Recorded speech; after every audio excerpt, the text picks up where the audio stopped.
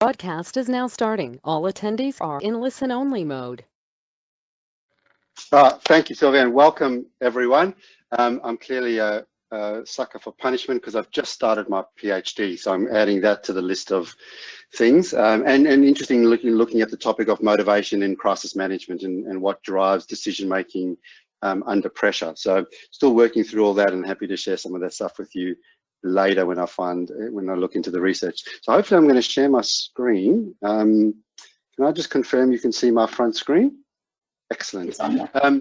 Wonderful. Well, welcome everybody. Today what I'd really like to do is, rather than just to speak at you for the next 40, 50 minutes, is hopefully get you engaged in a conversation and sharing some of your thoughts and some of your insights into what I think is a really fascinating and interesting topic when we start to bring the psychology of individuals, and I'll talk to you why I use the sneeze as the example, but then when we start to look at the way we craft our business continuity plans, and within I guess as a plan within a broader business continuity framework, and how that's designed to support your business given the new ways of working that we're all going to be experiencing over the next little while as we transition with the various vaccines that are kicking in, and how international travel is opening up, and just how domestic travel is opening up, but then also how people are returning into the work environment, and what are the challenges in doing that, and currently doing a significant amount of work in that space and helping organizations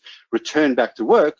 We're uncovering some really interesting and new challenges that we'd never thought about before in regards to why people will and won't come back in, what are some of the fears that they may be experiencing, and how those manifest themselves in certain behaviors.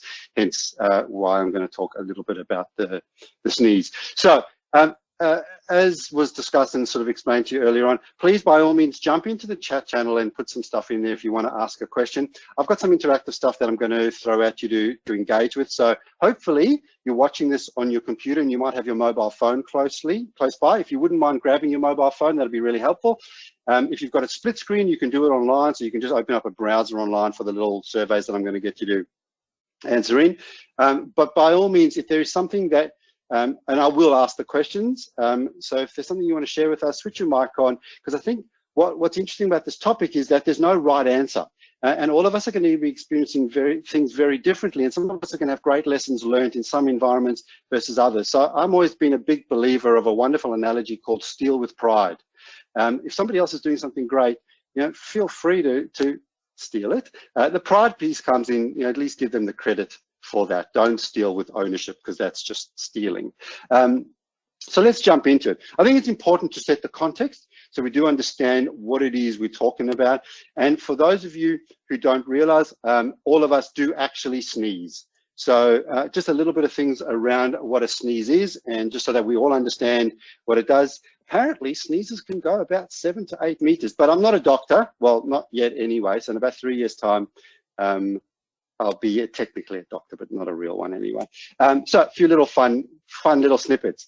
Sneezes can go to about 115 kilometers an hour, about 7 to 8 meters. We'll do it. No need to be ashamed about it. Yes, it's normal. No, yours isn't strange, although I'm sure, my mum will kill me for saying this, but her sneezes scare the hell out of everybody when she does sneeze, usually because there's no lead up to it. So make sure when there's a good sneeze, you've always got to have a good lead up into that sneeze. That way people know it's coming. And really importantly, don't hold on to it, because that could support it. Before we get into even more into the deeper detail, I thought I'd just set the scene a little bit more, go one step further around understanding the impact of a sneeze. Given that we're all thinking about what quarantine looks like. I love the image Sylvia put up there. I didn't know she was going to put that one up, but it sort of takes me to the next slide. And I know you've all been thinking this, but what happens if we sneeze in space? So NASA's done a lot of work on this. Their guidance is to sneeze in the space station, not on a spacewalk and into your suit, because that can get very messy. However, the interesting thing about this, and the reason why I just wanted to sort of use this as the transition in, is that even with the best rigorous quarantine, and NASA spends significant amount of time quarantining their athletes prior to shooting them up into space, astronauts still get sick in space. And so I think there's something that we need to think about as we're transitioning into this new world. There are going to be challenges that even if we put the best plans in place, we put the best rigorous quarantine in place, gold standard here in Melbourne, and it we have our little hiccups along the way, and then we have to react and respond to those. And then the question becomes, is how have we set up our plans to ensure that we are able to respond in a flexible and a nimble way, rather than just letting everything go all over the front of your thing. I still can't get a handle of looking at that poor guy sneezing in that, so I'm going to put it off. So, question. So how does this all relate to business continuity and our current set of plans? And without knowing everybody on board, I'm not sure 100% where you will sit within your business. So I'm going to make take a few liberties here in regards to how much impact you have on your continuity planning, whether you're an owner of a plan, whether you're an individual who might be charged with upkeeping the plan or keeping it up to date, or designing or developing new plans, or simply signing off on the plan that it is fit for purpose. Or maybe you're an individual who's supporting a plan, i.e. providing information into a plan from a technical perspective or from an operational perspective. Regardless of all of that, I think when we start to think about business continuity planning and what it looks like, I think the easiest point to start is that we do need to have another look at them. Many of our plans, unless you have revisited them in the last little while, have probably been set a while back. And and like all good plans, they usually get checked hopefully once a year, but sometimes it's been a little bit longer. So to get us started, I'd love to I'd love to poll you guys a little bit. It's an easy poll. So what I'd like you to do is head over to a website called slido.com. You can see it, hopefully you can see it up on the screen there. When you go to that website, I've got my phone here in front of me. When you go to it and you type in slido.com, it will take you to a page where all you need to do is put in that code 9889. And once you get into that code, it'll automatically open it up, and you can then vote. And we can see somebody's already voted. There we go. Couple more. So I'm just going to give you guys a little bit of time, because it'd be good to get a sense of where people are in regards to how many of you have updated your plans, how many of you are in the process of updating them. There's a few people that are saying, a couple of people saying that no, they need to. It's good to see no one saying no, and more importantly, no one saying what is a BCP. So we've seen about just over half the group now have already updated their business continuity plans, and we're jumping around a little bit between those that are underway, and a few that are saying no, but they do need to. So based on that, I wonder whether, if somebody's prepared to jump off their mic, and someone who's in that yes bucket, I'd really love to get a sense of what have you done in regards to updating your plan. So when we say updating, and I deliberately made that really broad, because an update could be as simple as just a refresher to make sure that all of our RT applications are appropriate, versus an update that's gone into a full consideration of our new ways of working. So I'd love it if anyone feels like they'd love to just give us a 30-second insight around what they've done to update their plans. So I might throw it open and see if anyone's brave enough to switch their mic on and share a thought with us. Sylvia, here's what you get. Oh, we got a hand up. I think there's a hand up. I just wonder if that was me accidentally pressing the hand up. But if no one wants to go ahead, I'll start to say that, yes, we're underway in updating our plans, and it's really to accommodate, I guess, the distributed workforce. Now, with a lot more people working from home, that has been factored into it, and the technology that's required to do that, and then the BCP on that technology. So we are really looking at saying, well, what is the BCP for, how has that changed with the distributed workforce, and the technology that comes with that distributed workforce.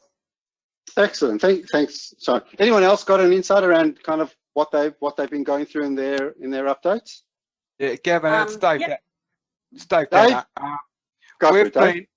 I'm doing some work at the Bureau of Meteorology, and a lot of their plans are still in an older format, and they haven't considered all the aspects of the good practice guidelines. So we're actually doing an uplift to the plans by going back to the basics and introducing the GPGs as a methodology to get a good BC program up and running. And what's been the driver for that? What is it? I'm sort of jumping into my next question, which is the impact of COVID on business continuity frameworks.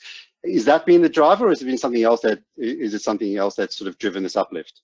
No, it's more a case that they acknowledge that the continuity plans weren't where they should have been, and they just needed someone from externally to come in and basically tell them how to fix it and what to do. So we've run we spent 12 months running a pilot, and we're up and running on a few other smaller ones now.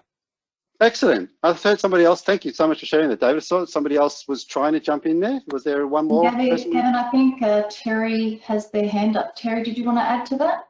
Yep, Terry. Yep. Thanks, Sylvia and Gavin. Yeah, we've done as part of our annual, we do an annual BIA BCP update, and we captured all of the learnings that we had from COVID ID, changes to business operations, but we also captured modifications to the plan while we're operating in still in crisis management mode, which we're currently still are. But yeah, what would we need to do differently based on the fact that, you know, parts of our business are locked down to critical functions, et cetera, et cetera. So that was a good opportunity to go through and document that as well. Excellent. I might just jump through to my, sorry, wrong button. My next question, hang on, what have I done? There we go. So on your slide, there's an opportunity now to, this will aid in sort of the conversation around, has COVID impacted on your overall framework? And it might be yes, but we haven't reacted to it. Yes, and we are reacting to it. No, it's too early to tell. And the reason why I'm curious to get your thoughts around this one is sort of aligned to Terry, where you were going there in how much of the pandemic and the working from home mindset and the now new ways of working that I guess some companies are facing, we're seeing this impact. And clearly we're seeing an absolute, for the most part, yes, and we are having to react to that. And so this is sort of where I wanted to shift the conversation a little bit, because I think most of us who have lived in the BC space for a period of time, and I include myself in that because I do spend a fair bit of my time in that space, we tend to take that lens of looking at it from good practice, the frameworks, whether it's an ISO framework that we're going to follow, or in some way or shape or form a model of the most appropriate continuity planning. What I've noticed in the change coming through with COVID is that there's an added element that, generally speaking, isn't overtly included in our overall business continuity frameworks and then our plans that come off from that. And that is the psychology of the human being. Now, in crisis management, yes, I agree, we do some of that work where we consider, do we have the right people? Are they trained well enough to respond to a crisis? But traditionally speaking, I think hopefully many of you would agree with me that you don't tend to bring the psychologist in to look at our business continuity framework and our plans to determine whether they fit for purpose or not, because they tend to be operational in nature. And I think what I find and what I've been experiencing and the research that's starting to come through from COVID is particularly around the reaction of individuals, more than just the reaction of individuals who are now, some are coming to work, some aren't coming to work based on new ways of working, but also the decisions people are making around, well, where do they want to sit and how are they going to work, not just what are they going to do.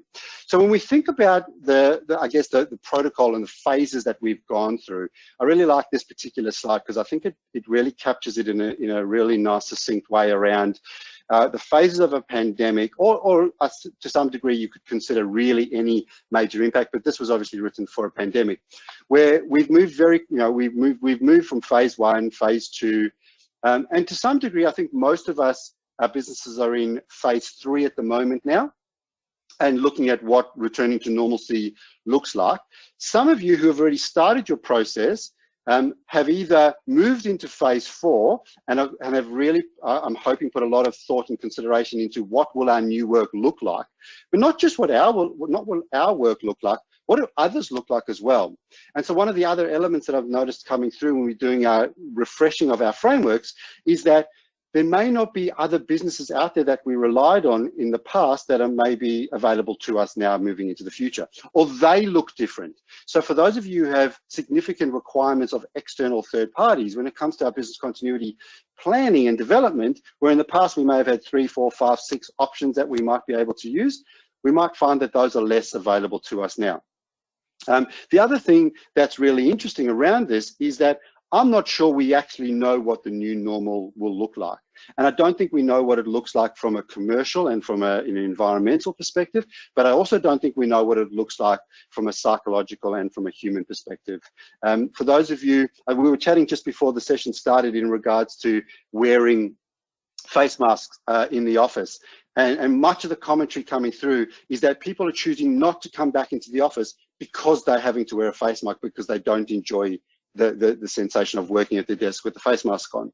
So a broad, rhetorical question is, well, how do some of your plans talk to that construct? An individual choosing not to take a particular pathway. Now, for some of you, your planning might say, well, that's okay, we don't necessarily need the human to interact. But for most of you, there will be some level of interaction come from individuals. And then it's how do we go about planning that and being flexible enough that while this particular framework shows us, moving linear through a phase 1, phase 2, phase 3, and phase 4, and then hopefully, phase 4 becoming the new norm. I think the reality, at least those of you who have lived in Melbourne will have experienced this construct of a relapse that will often kick in. And so how do we now allow for our plans to be nimble enough to react to a shutdown for 3 to 5 days? Now, for many of you, when you're doing your planning and you're doing your BIA refreshers, we often ask the question around, well, how long could this particular thing not be available, this particular app or this particular service or this particular process not be available, and what are the time frames at which it becomes an issue? And for many of us, we might be thinking, well, everybody can just work from home, so therefore we're okay with all of that. I would challenge that as an overarching construct to say, while we have demonstrated we can work from home, we do need to consider what are some of our other considerations when the working from home model shifts and we move back in, or we don't want to work from home, or there are some other factors that come into play. The relapse factor for me is probably the one that I would really encourage you as a starting point to have a think about. What happens when we do relapse? What happens if we go back into lockdown for another period of time? What happens if people through that relapse choose to respond differently to the way that they've responded in the past? What happens if during that relapse, the third parties that we've constantly relied on are now no longer available to us? So I think there's a starting point to really think about, have we made sure that our refreshers have included that level of flexibility for what is on the surface an unknown component. Most of us in the business continuity world, we like to have known outcomes. We like to know what's going on. We like to know where we're going to be going towards. I think what we're facing now is an unknown. The biggest element around this unknown, if I come back now to the core crux of where I want to spend the next 10, 15 minutes talking about, is on plans versus the people, and the emotional side of planning versus the logical side of planning. And this is obviously a world that I spend most of my time in, trying to understand the psychology of individuals. And so if I kind of go back to my initial sneeze, and I ask you the question is, if the person at work next to you does sneeze, how does that make you feel? It's a rhetorical one, so just think it through. How do you feel if somebody coughs? How do you feel if somebody takes a day off work? How does that impact on you as an individual? And then the challenge for you as a business continuity professional is to think, well, how do I incorporate some of these feelings into some of my planning? And at some levels, it may not be appropriate, but at other levels, it's probably highly appropriate around how do we do that? How do we train our leaders who are going to initiate these plans to have both an emotional and a logical lens when they are actually using the plans and rolling it out and making sure that the plans actually work? And so the other way to think about it is that we've got the head and the heart. And here's your quick psychology lesson. So for those of you who are not psychologists out there, I don't want to bore you to death, but I just want to give you a real quick insight into the way our brains work. You may have heard of things called the left and the right hemisphere, where those of you who are lefties out there, you're more creative, and those of you who are right-handed, you're more inductive. That actually doesn't hold true. There's actually no science behind it. It was pop psychology many years ago that for some reason has still held true today, and people still think that's the case.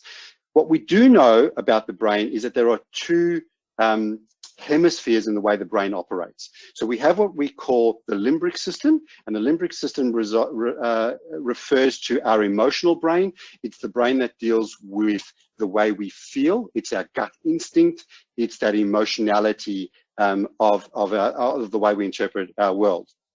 The second part of our brain is called the neocortex, and that's the part that deals with the logical, rational components to our everyday living. So we sometimes refer to them as the good old head and the heart, the language piece being the neocortex, and the heart piece being that emotional element to it. But here's the challenge.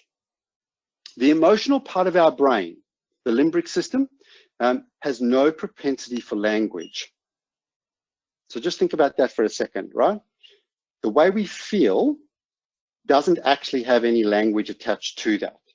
So when we feel something and then we try to express it, what happens is our neocortex, so that's that logical part of our brain, it jumps in and it says, how am I going to articulate this in a way that the person standing in front of me is going to understand it, right? And I sometimes refer to that as just our features and benefits list. So for those of you out there who maybe wanted to go and buy a new car, right? You go and buy the car, you spend lots of money on the car, you then come home, and your partner says to you, why did you spend all this money on the car? And what does your brain do? It says, well, because it's got these wonderful brakes, and it's got 17,000 airbags, and it's got all this really cool stereo system. All that is your brain trying to interpret you going, I really like the car.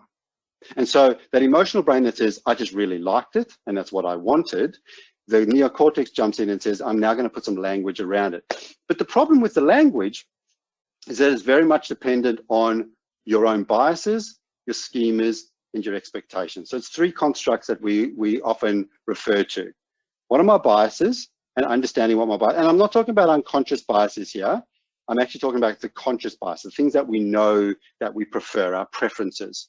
Our schemas, which is the picture that we create for ourselves of the world.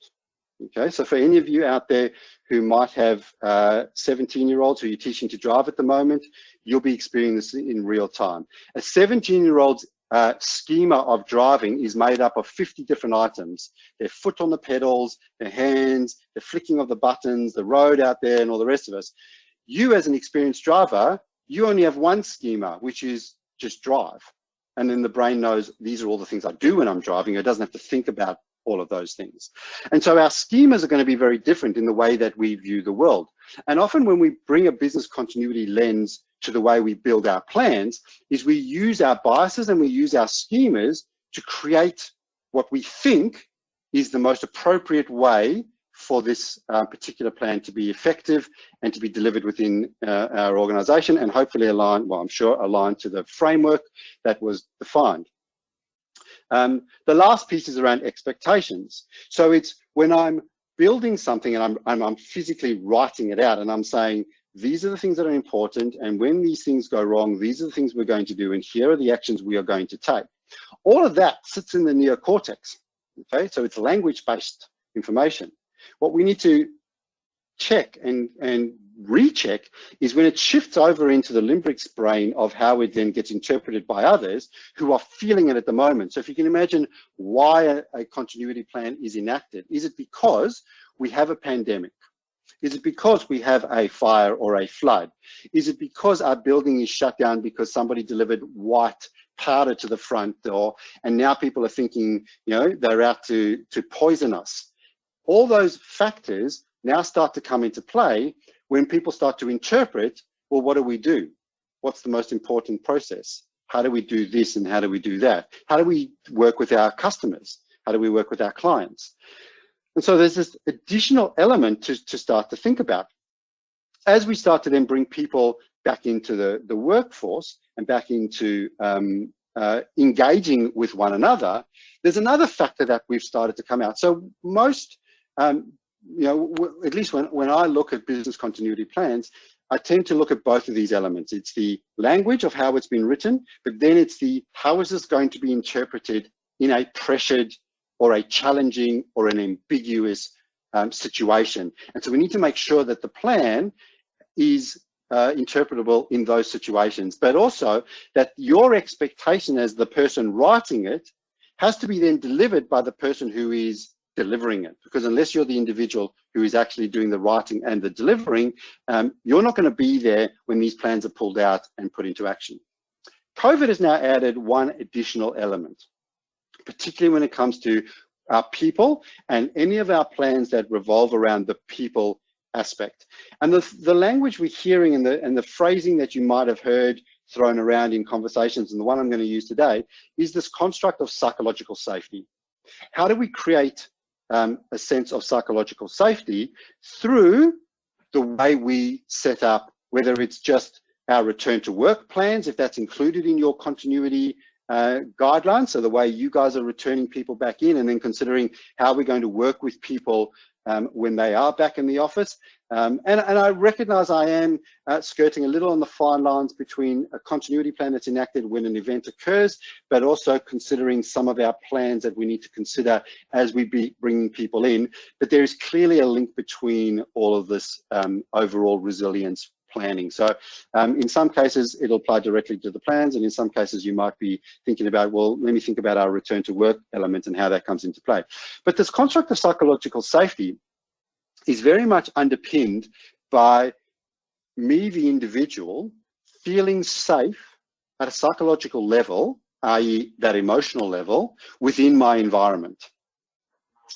And that's not easy to do. And the reason why it's not easy is because my requirements for feeling safe are going to be very different to Terry or to David or to Sylvia's requirements. So when we look at how we're going to deliver these plans, the things we need to really start to think about and to consider is how we create some of the psychological safety. And here's a few things for you to consider in the overall factor when it comes to planning and some of the things. Now, again, I am conscious that some of these are going to be directly related to your business continuity plans. Some are going to be more related to an overall business continuity framework and the resilience plans, and some may be more to just a return, not just, but to our return to work. Our personal motivations. There's a construct that we call xenophobia, which is really just the fear of the unknown. You know, the fear of standing on a train next to somebody that I don't know. The fear of sitting next to somebody in office when they do sneeze, and what does that mean? That then relates quite succinctly to the next point around our reactions to others. And so thinking about, well, how do people respond? What's going to happen over the next little while when there's when the vaccine does get rolled out? And I heard some really interesting commentary this morning around some of our politicians being asked the questions around, will we mandate it? And how does that work? And if we did, what are the options? There was a pretty heated debate, I think, last night on Channel 10 on the project in regards to this, around what would happen if we said to our people, you have to be vaccinated before you can come back into work, and you have to prove that you are vaccinated. What does that mean? How do we engage in conversations with people around something that is deeply personal to an individual as to whether they choose to do something or not? But then, just as important, how do we create an environment that enables people to speak up and share with us their concerns? So just as valid as me saying to you, the emotional side of things, it's difficult to understand because there's no language. There's, we all respond very differently to it, so it's very difficult to understand that. So then the actual questions that you should be asking is, well, how am I going to find out this information about my organization? And so that's another insight around this creation of psychological safety, is that organizations have mechanisms by which people can share their thoughts and their feelings. And it might be things like a poll or a survey. But we might want to have more than that.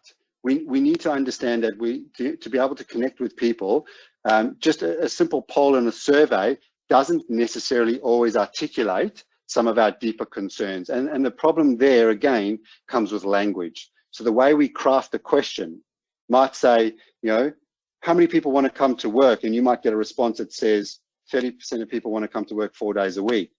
But you didn't ask the question, how many people want to come to work when the person next to you is coughing and sneezing? Because I think you might get a slightly different answer when you ask that question. So again, it's very difficult to necessarily capture exactly what people are feeling through just simply surveys. So it's about engaging with individuals on a one-on-one basis. How do we engage with leaders to understand their people? How do we train our leaders so that they can have these conversations, so that information can be fed back to you if you're in that space as the supporter of the overarching plans? And you might get to the end and say, well, actually, we don't need to take any of this stuff into consideration, and that's fine. But what I would encourage you to do is not make that assumption without actually testing that theory and that hypothesis first up. What are we going to do with third-party impacts? So we might have a plan that says, we want people to come back into work, and we're going to create this sort of environment, and this is how we're going to be able to continue to deliver. And then family members say, no, I don't want you to go into work, or I don't want you to travel anymore. And that then, again, adds another layer of impact. So, I'm very conscious in saying, it's not your job to worry about what the family members are saying. It's your job to worry about what's the impact of what those family members are saying on your workforce in their ability to deliver the roles and the jobs that you're asking them to deliver in a continuity-based event or a return to work event or an overall resilience construct and framework to make sure that we're delivering what we need to be delivering. And then the final piece of the psychological safety puzzle relates to, I guess, the construct of workplace culture. And it starts to ask the question around, how do we measure productivity in this new space? Now, again, may not be directly related to the plan, but if the plan is designed to ensure that we are maintaining productivity, whether it's B2B, B2C, or however your business engages with others, then we do need to consider what the current culture is in the way that these plans have been designed and the way that they've been put together. Because if we need people to engage and spend time with each other to ensure that the work is getting done, how do we do that in a way that keeps people feeling safe? And I don't think that's as easily answered as simply, we'll get everyone to just simply work from home. So what I might do there is, we've got about 15 minutes left. I've got a few takeaways. I've got one slide left with some takeaways and some other things to consider. But I might just pause there because I'd love to get people's thoughts and reactions and challenges or questions that they might have. And then that might lead into some of the takeaways that I've got to finish us off today. So I'm going to pause for a second, and I'm going to open it up to you to get your thoughts and opinions around how some of this, I guess, lens plays out in the work that you're doing or the challenges that you're facing.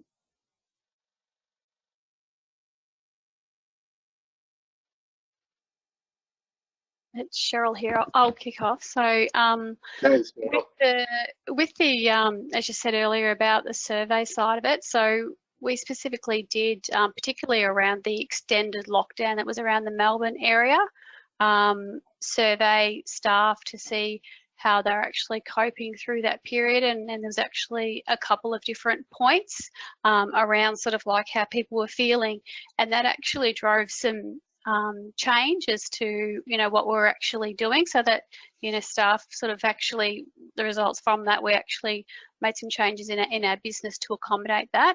So that was actually really was well worthwhile doing that. The other point too is that around the return to office is we're putting in place like some guiding principles to actually help leaders in those conversations around like safety of our employees, customers, communities, like your number one, and that we're not going back to the old ways of how we were, and that there's going to be this blend between remote and office. So that sort of type, sort of like motherhood statements around sort of like getting people to, as you sort of say, the fear of the unknown, to sort of like, and open those conversations around what's the best balance for it. Yeah, so that's probably just a bit of a off. No, thanks, Cheryl. It's a really good. So I'll share another insight. So one of the organisations who was doing the return to work, one of the things they wanted to put in place a little bit back a little while was the temperature checking. So they put a policy in place to say we're going to temperature check people when they come into the office. Now, on paper, that seemed like a good idea. until we posed the question to them, which was, who's going to be doing the temperature checking?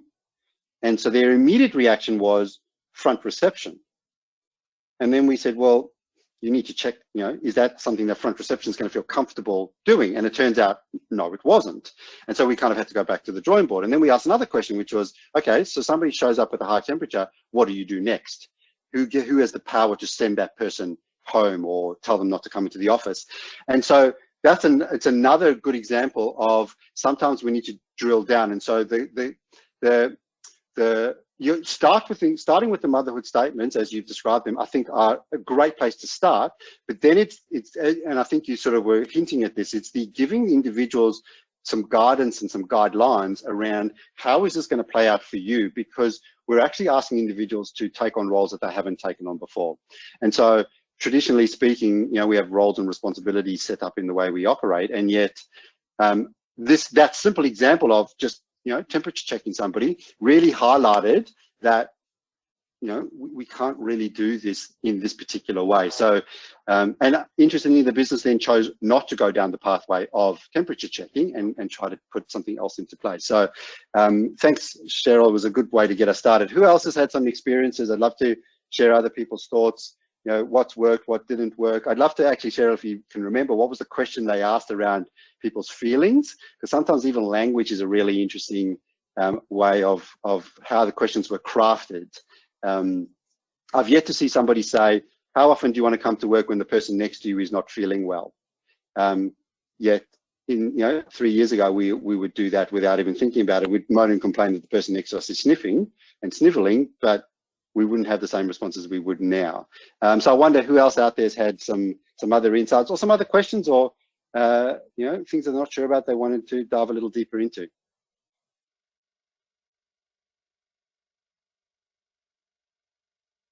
Don't leave Cheryl to be the only one. So, hi Gavin, it's Sharon here. So I work in higher education, and what we've done is we've gone down that path of temperature checking. You've got a wristband, you're okay, you're all right to go in. And what we've done is we've gone a step further now. We've got some processes in place, electronic health declarations, we've got COVID safe training, and we've got improved security on our access points. We're a campus that's in the city centre, and it's a public access, but we've had to restrict that. So we've sort of gone beyond those questions and those, who's going to take the temperatures. We have got some COVID, I can't remember what the name of them is, but they're like COVID wardens type thing that we've had going on, and that's been voluntary, and we've been actually okay with that. And bearing in mind, we're not just talking about our staff, we're talking about thousands of students that are on campus, and so far it's actually worked okay. Yeah, look, and I've seen lots of different varying takes on that. That sort of comes to that point I've got up there on that slide there around the reactions to others around you, proof of health, all those sort of elements around just thinking about the environment that you're operating in. Does a band work? I know, for example, I do some work out of Hong Kong, and right as this started, the Hong Kong government brought in place a protocol by when you landed in the country, you got a QR code, you got a band, it attached to your mobile phone, it told them where you were, it checked your GPS, it did everything. And so people quarantined at home because of that protocol in place. I heard it briefly mentioned in Melbourne, I don't know, in one of the second or third lockdowns, and it was very quickly knocked over and said, no, we're not going to go down the pathway of sort of putting wristbands on people that we can check and monitor where they are. So I only bring that up as an example of the different cultures, and in this case it was 2 different countries, having a very different response to something like that. So I think it's a great initiative, and what would be fascinating would be to see over time how that expands and what the organisation learns from that approach to the way it's engaged with their staff and their broader community, their student base in your scenario. Oh, well, we've actually gone beyond that. Sorry, Gavin, I probably didn't Yeah. explain very well. We've gone beyond that. So that was last year. Where we sorry, are yeah. now is everything is online. So every day, if we go on campus, we have to do an health declaration. We could do that on our mobile phone. So it's an official document online that we agree we've not done certain things, been certain places. And we're saying we've got a clean bill of health as far as we know. And once we have to do COVID safe training, we're not allowed on campus unless we've done that training. And as I say, that the daily health check. So we've gone beyond the wristband temperature checking, and you're not going here because you've got to go through this metal detector type thing, to totally online. So that's how we've evolved in those months. Gotcha. I like, yeah, that's I like the enhancement to that. It makes sense on the surface. What have other organisations done just around this sort of dealing with individuals? How are we going for time? We've got 10 minutes. We're just, Zoe from Southeast Water, we're just given a choice if we wanted to come back for one. So I guess the ball was in our court if we wanted to primarily work from home, work in the field and home, or come back to the office. I think there's about 4 choices.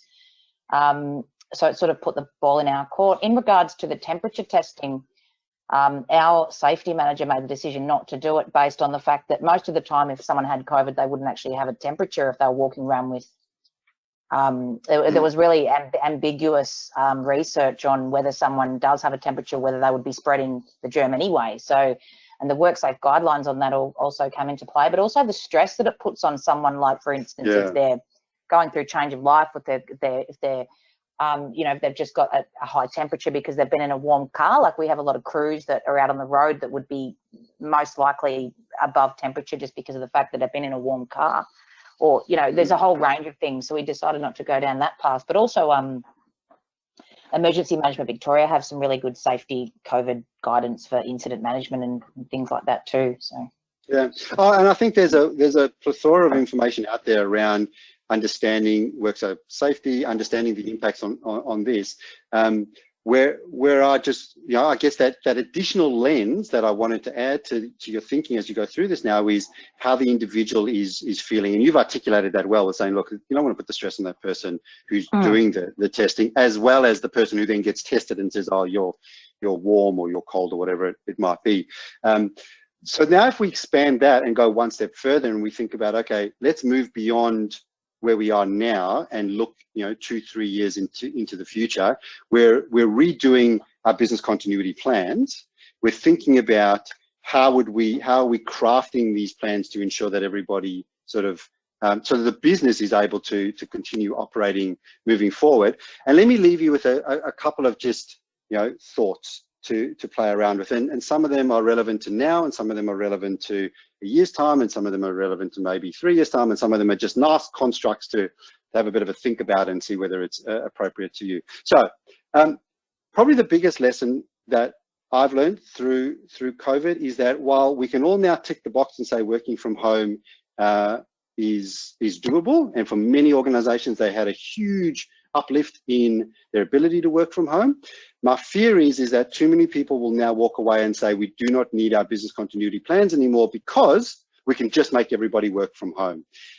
Now, again, I know I'm being a little simplistic in that approach, but I throw it out there is that the working from home is not it's not just the be all and end all. And I think we still need to ensure that the business understands that there are many other disruptions where a working from home situation may not play out. For those of you doing crisis management, I've spent the last probably 6 months running crisis management training with people at home. And it's amazing how challenging it is running a crisis management exercise at home as it was when we used to go into the offices to run it. So that's the first one. I think there's a great opportunity now for this uplift. So it's already been mentioned around people gathering experience, lessons learned, making sure you're taking on board those. So if you're in the process of redoing yours, you know, ensuring that you're both gathering the experience, but also taking the opportunity to uplift those individuals who probably for the first time or maybe even using their plans. If you haven't done so, and I know there may have been 1 or 2 of you, I think not only do we need to reset our plans, I think we also need to make sure we put in place a process for testing them as well, and making sure that they're aligned to our clear objectives of what the organisation is trying to deliver. This is one of those kind of just thinking about it. So, you know, the different environments create different expectations between individuals. So as you go through and you're now thinking through the different operational workflows, different ways of working, you know, teams operating on various things. I've got some clients who use these wonderful color systems, you know, green team, yellow team, blue team, different times of the day. How is that going to do that? For those of you who don't do it, just you know, one of my personal little favorites, what keeps you up at night, do some scenario planning, making sure that now within your scenarios, you're considering new ways of working and the considerations around that, and then the overarching construct of, yeah, but what about our people? And what happens if they don't respond the way they have normally responded in the past? So with your scenario planning now, maybe add that psychological safety question to it to see what that gives you. For those of you who've got some team requirements, you know, checking in with our teams, you know, the survey is great to do it once, but remember that survey only gives you a snapshot at that point in time.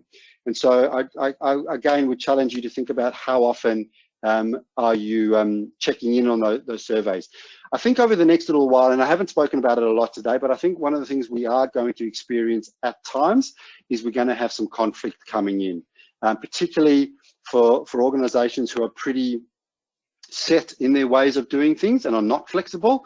I think we're going to see some conflict there coming in from people pushing back and saying, no, I don't want to do that in that way moving forward, or I would like to do things differently, and how that plays out. So I think we need to call it out early, recognize that we are going to be, that there is going to be some level of conflict. And the last one is around being conscious of a construct that we call systematic desensitization. So that's where, if we don't make any of the changes, if we just sort of try and stick with the status quo, unfortunately, people do systematically desensitize to substandard behaviors. And so they just accept it. And then we as professionals potentially fall foul of accepting the fact that they're accepting it. So we just think everything's going okay. So I'll leave you with this, you know, with that final thought around thinking about, can we perform? How well are our plans going to perform? Given the challenges that we've got in place, are we able to perform? And are we able to perform across a variety of different areas? So, are your plans going to perform across people requirements, the psychology? Are they going to take into account all those external third parties who may or not be operating in the same way that they were before? Is your reputation taken into account? And I know a lot of this stuff is stuff you've heard before, but I always like to end with something that hopefully is comfort to some of you. Have we considered the significant requirements around financials and how that does impact some of our requests for continuity in the budgets that are requiring it? Our operations are going to look very different. So do our plans actually reflect on that? The risk velocity, we're all comfortable with consequence tables being how likely is it and what is the magnitude of it. But if we considered the velocity, as in how quickly could these things ramp up? Melbourne is a great example. We were going along perfectly fine. We had a small outbreak and suddenly we had to shut down for 5 days. So that risk velocity there is significantly quick and fast. And finally, what's the market going to say about us in the way we actually pull all of our plans together? And so with that, I've got 2 or so minutes left. I'll throw it open to any last final questions, comments, theories, and otherwise, thank you so much for your time. Hopefully you got a nugget or two. I'm more than happy for the slide deck to be shared with people, as is my contact details. And more than happy to connect, take on board any questions, not just today, but moving forward as well. Please feel free at any point in time to reach out and have a chat. But we've got a minute or two left, so I'll open it up for any last thoughts or comments. Gavin, Brian Holacek here. Mate, look, thanks for that. I just want to reiterate something just to really own regarding the testing. You made some really good valid points about testing the plan and how people, you know, get a bit nervous about it. The problem I have, I actually like to say, let's test the plan to break it. Because to me, that really does test a plan, but to senior managers, that's seen as a failure. Oh, we can't do that because the plan might fail. No, you're actually making the plan fail because you've identified some potential issues that hadn't been thought of. So therefore, it's a success. So let's rewrite the plan, and that's why we test these plans to make sure. And just because we do it this year and it worked really well, we tried to break it this year, we didn't break it this year. Next year, you still got to try and break it because things change, as you're saying. Cultures change, situations change, and I really am very much for that. So I just thought I'd share that because it really does back up what you're actually saying. Yeah, a lot of managers are absolutely scared witless about, no, you can't break the plan. Brian, I'll have to find a way to get you a copy of my book. So in my book, Just Stop Motivating Me, I talked about the theory of motivation to avoid failure versus motivation to succeed. And what you've described there is exactly that continuum onto the motivation to succeed, where we want to see failure as a stepping stone to future success. We don't want to be motivated to avoid the failure. Therefore, we're going to avoid all avenues by which we could ever be perceived negatively by ourselves or others. And that's the challenge you've described. So, you know, when we do this work with our clients, that is upfront. In fact, in some cases, we deliberately tell them we're going to break the business, not break the plan. We're actually going to break the business, and that way, you know, we find that one little tip for you to think about. One thing I have found quite useful when we need to take executives a little slowly on that journey is don't break your business. Break somebody else's, or get a case study of another broken business that is in a similar area to yours, and walk those executives through the broken business somewhere else, and sort of question around, would our plan have held up for them? What would we have done in that scenario? And I found that can be quite useful for companies, particularly for those who are a little nervous. Once they've broken another business, then they're much more comfortable in going, well, hey, how would this kind of now work on us? Could we turn the mirror on ourselves and go, could we break us? What could we do? So that's just a little tip that I've used in the past. It works really well, and executives love seeing other businesses being broken because then they can project beautifully outwards around how brilliant they would be in solving their problems. But they're far more open than I think, at least in my experiences, they're a little bit more open to then say, well, can we look at ourselves now and see would we have held up in the same way? So just an idea, it might work for you. For those of you who want to have a crack at it, feel free. No worries, thank you. Cheers. Sylvia, I'll throw it over to you to finish us up.